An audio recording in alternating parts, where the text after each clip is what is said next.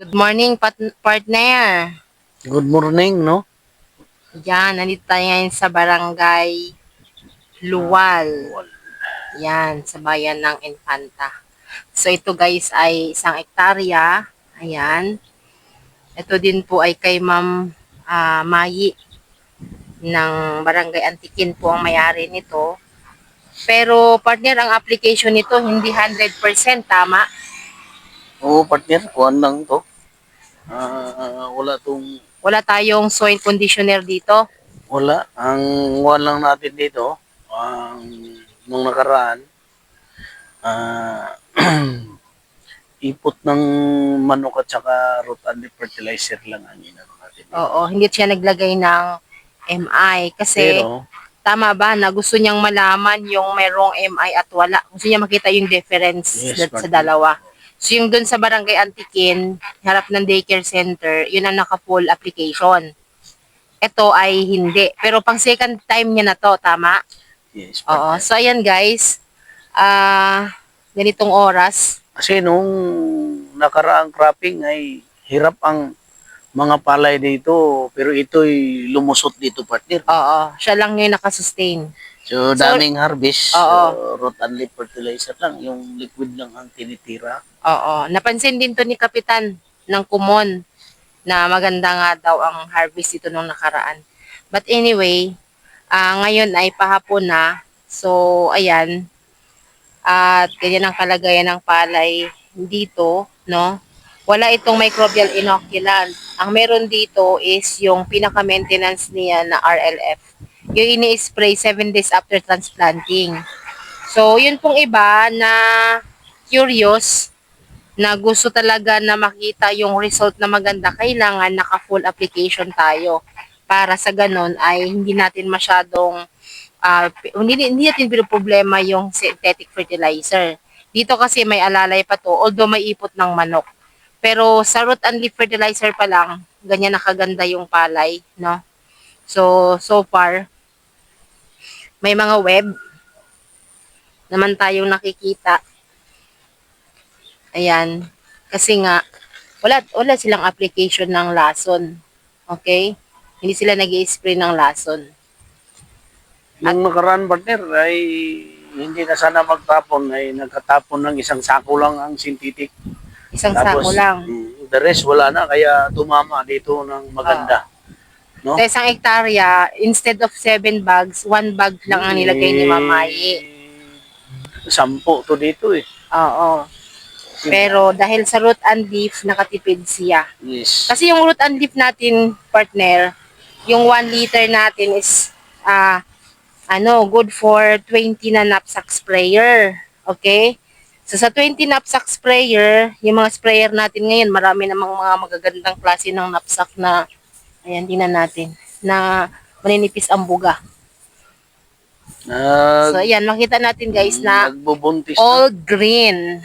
Meaning, wala siyang problema. Okay? So dahil sa ating root and leaf fertilizer, maliban sa NPK, mataas yung calcium, boron at zinc niya, kung kaya ganyan kaganda yung palay dito sa Barangay Luwal. At ang pagmamayari po nito ay si Ma'am Mayi, no? Kaya dahil naka-boosting tayo, ganda yung kuhan. No? Tayo ng palay, matigas. Oo. Oh. Tuwid, kumbaga, Yes, yung mga matirik dahon siya. niya hindi nakabagsak. Yes. Yan ang sikreto, partner, sa boosting natin sa kuhan. Sa booster. Okay. Oo. Kita mo doon, partner. Oh. Grabe. Oh. Hmm. Tirik yung palay. Tigas yung kuhan. Kahit ganunin mo, partner. Oh. Hapon na ngayon, no? Pero wala Walang pang nalipad. Walang chicto, partner. Yan. Kasi nakabungsing siya. Tsaka pantay yung green niya, partner. No? Yes. So, ang dahon niya, alalay lang, no? Mm-mm. So, manipis siya. Pero yung puno niya ay kuwan na, naka-establish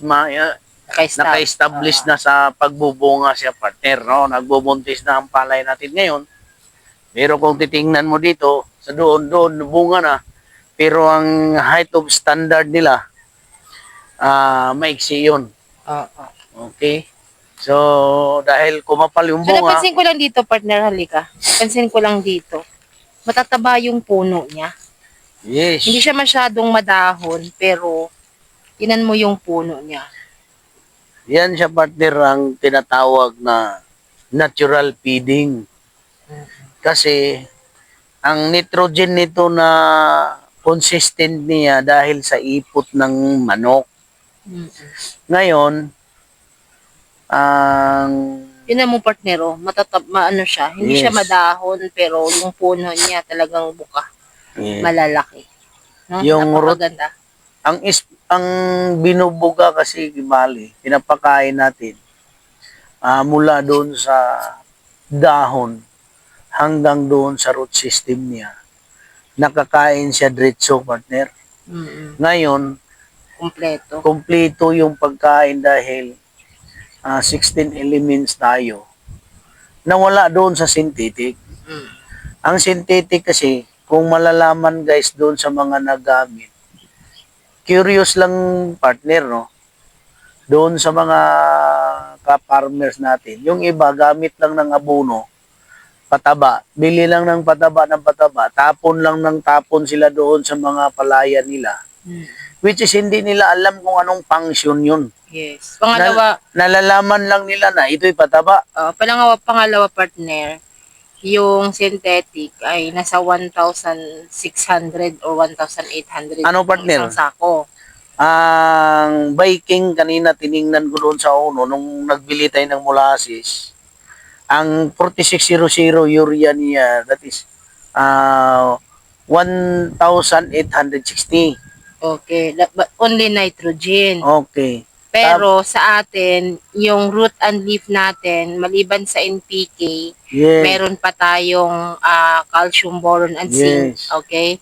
So, ayun, 16 elements lang nandyan. 2,200, tatlong beses magagamit sa isang ektarya. Yes. So, lumalabas lang siya ng nasa mga 600 or 700 pesos per session. Pero ang kagandahan, partner, dagdag ko doon. Once na nag-spray ka doon sa root and leaf fertilizer natin, 16 mm, nandoon na lahat yung kompleto, yung tinatawag siya boosting eh. Yung pinag-usapan natin, Partner, partner, itong yung package. yung gastos, Yes, yung ma'am. budget. Ang package, partner, ito ang iano ko sa'yo. Ang package nito, sa synthetic, pagtapon mo ng synthetic, leche, o anong itatapon mong pataba, kasunod niyan, after 5 days, bumili ka na ng pang-insekto kasi nandoon na yun sila. Oo. Pero dito, sa boosting natin sa root and leaf fertilizer natin, nagpakain ka na ng halaman mo, nagbigay ka pa ng proteksyon doon sa laman mo sa mga insekto. Mhm. Na kahit nandyan sila, hindi sila makapinsala basta insakto yung schedule sa pagpakain mo. So meaning, hindi nagutuman yung halaman mo. Okay. So, isa pa, partner. So, babalik tayo dun sa pricing. So, sa 1,800, hindi siya sapat ng isang sako para sa isang ektarya. Yes. Tama. Then, after ilang days, maglalagay na sila Wala ng na. insecticide o pesticide.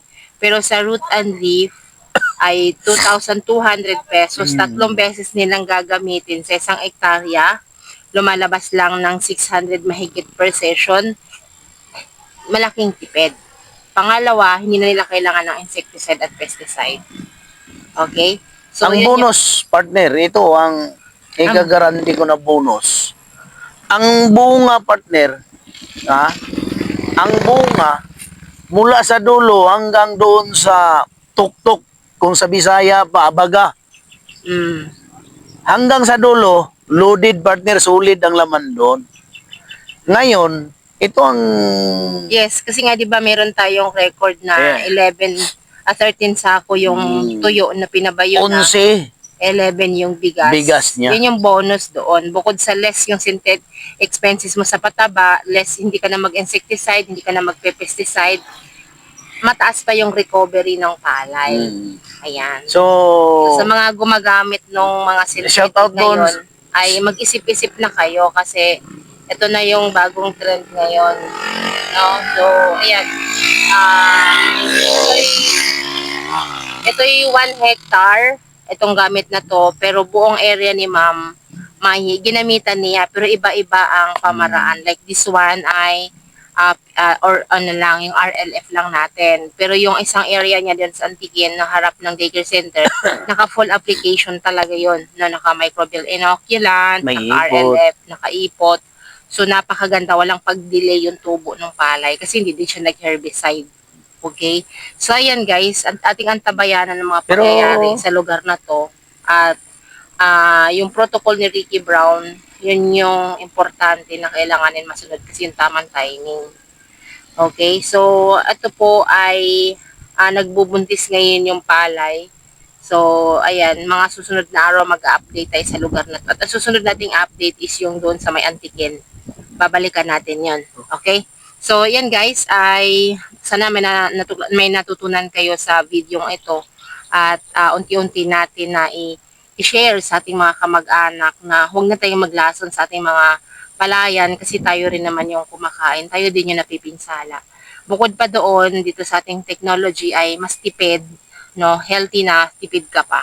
So sa mga may relatives dyan na farmer, ay share niyo po itong video na to para po meron tayong kumbaga naging part dun sa pagbubukid nila na na-share natin yung magandang balita. Okay? So that's it for now guys. Follow for more.